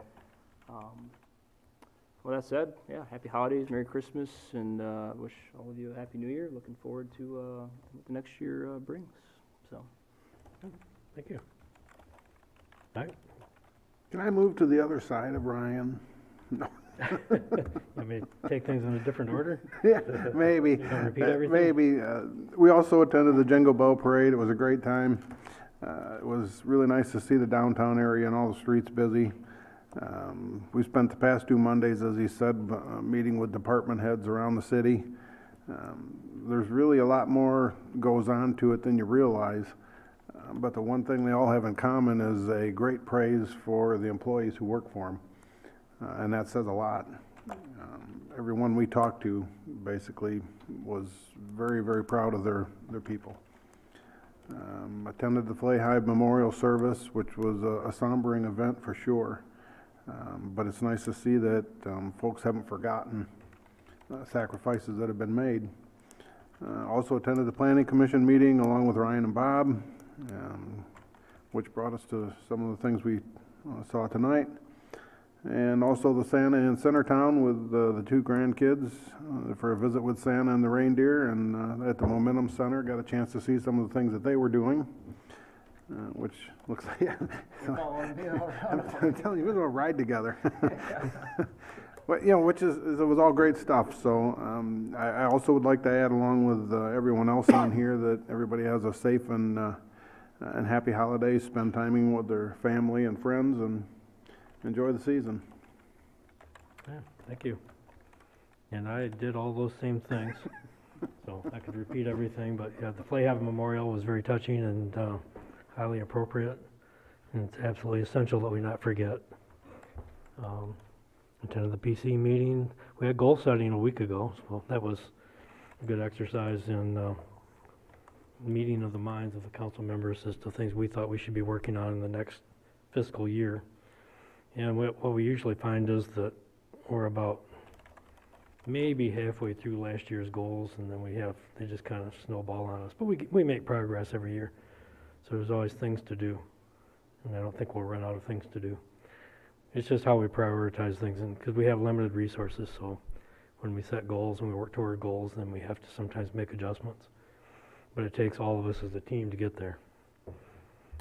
I attended a Michigan Municipal League Energy and Environment Committee meeting last Monday afternoon. We talked about a number of pieces of legislation that are in the working their way through the legislature, and they're interesting, somewhat detailed stuff about asbestos abatement and about distributed generation of electricity and various regulations which aren't really quite there for implementation yet. But it's good that we have an opportunity to at least express our opinions and our thoughts on some pending legislation and maybe head off some problems before they get too far down the road. One of the things that was a topic of discussion, and I think we touched on earlier tonight, was potential for funding to deal with high water problems, whether it's Lake Michigan erosion, high water in the beach, inundated neighborhoods where our storm sewers are backing up. All these things are going to cost us a lot of money to deal with. And if that new average of water level continues to be higher and higher, even though it's got ups and downs, we will eventually have to deal with this. And so I think that it's a widespread problem. Every lakeshore community, many communities inland have to deal with it. And so we'll need to talk to state and federal resources to help us with some of these things. So that got touched on a little bit, but I think it's something that's all in our minds. We certainly talked about it at our goal setting session as well. I enjoyed the parade. I got a little bit ahead of the rest of council, like about a block and a half. Really leading the way, Bob. You led the way, Bob. I did. Well, I kept up with the car in front of me. And turned around, the rest of council was way back there. Well, we were staying even with the truck. Well, yeah, I think you were holding up the truck. But you're getting the candy spread out. That's good. That's good. That's why it was a good time, and I enjoyed my first time leading the Christmas carols. And if you've ever heard me sing, you'll never want to hear it again. But it's all great experience, and I hope everyone has a great holiday. And the only other thing I've got going is my Science Olympiad coaching season has officially started, so my weekends are pretty tied up with middle school and high school kids now. And it'll be that way till May. Yeah, so that's pretty much what I have. Pat, it's up to you. Thank you, sir. Just a couple of items. First off, this is our human resource manager's last week on the job. And Friday from 3 to 5 o'clock, Bonnie Suchecki's open house will be at the community center. And it'll be a standard city sending off with a cake and punch and peanuts and those mints. I don't know why they put those together in the same cup, but it's just how we roll. But if you could stop by and say thank you for just over 10 years of service to the city. And other than that, I'm grateful for another year, as you all spoke about, and it's time of new beginnings, and I'm looking forward to it. It's going to be a great 2020, whole new decade. Get to start that all over again. And what's happened in this town since 2010, it's impressive. So I'm inspired that more is going to happen between now and 2030 than what happened between 2010 and 2020, which is a tall order. Finally, tomorrow, Bob and I and anybody else, I haven't had any interest, are going down for mediation on the Duncan Park lawsuit. As you all know, we've got some alleged heirs of Martha Duncan who are claiming that somehow your action to preserve the park somehow constitutes taking it from them. We are very foggy on the underpinnings of why they think this is valid, but we're going down to mediate, and we hope that that means we'll say, well, tell you what, we'll keep it a public park forever and always, and we'll guarantee that any way you want us to. And that's about all we're willing to give, I think, because we think we're doing what Martha Duncan wanted us to do, which is keep it natural and keep it open to the people of the city forever, as it is, as a woods, for people just to wander around it, and that's all we've ever done with it, and that's all we ever want to do with it. So we can let you know, and again, we're still raising money for the Duncan Park Preservation Fund to help us pay our legal fees. So we're not under any pressure or threat to settle because of legal fees, because we've got a very generous community standing behind us saying, do not let that park fall into private hands. Keep it public no matter what. So we're not going to buckle under pressure of mounting legal bills, because that is considerable. And without that public support, we would be under that pressure. We'd be saying, well, maybe we'll give you a part of it. We got to get out from under these legal fees. Well, with the support of the community, we're going to be able to not do that. We're going to fight this thing out and keep it public forever, as Martha Duncan originally intended. Thank you for that opportunity to get on the soapbox a little and remind everybody that this is not behind us. We're right in the thick of it. And we have to remind them that it's also the oldest standing woods this far south in Michigan. It was never lumbered, ever. Absolutely. If you know that, remember when Grand Valley did a study, came back and gave us that reading on it. That part of that, and also part into Mulligan's Hollow. That is the oldest standing woods, natural woods, this far south in Michigan. Yep, we need to hang on to it. Some of those early guys on the wall up there cut down everything else. But this they never got to. They never touched Duncan Woods. We are keeping our thing to Martha, what we're supposed to do. We're keeping it natural, and that's what we've done. That's all I have, Your Honor. Yeah, all right. Merry Christmas. Merry Christmas. Merry Christmas. So now we are up to our second call to the audience. This time you have a second opportunity to address council. If you wish to address council, same rules apply. Come to the podium, introduce yourself by name and address. You can speak directly to me, to the mayor, limited to 3 minutes of speaking time, and we will hear your comments for future consideration. And if there are none, then I will adjourn the meeting. Thank you. 8:30.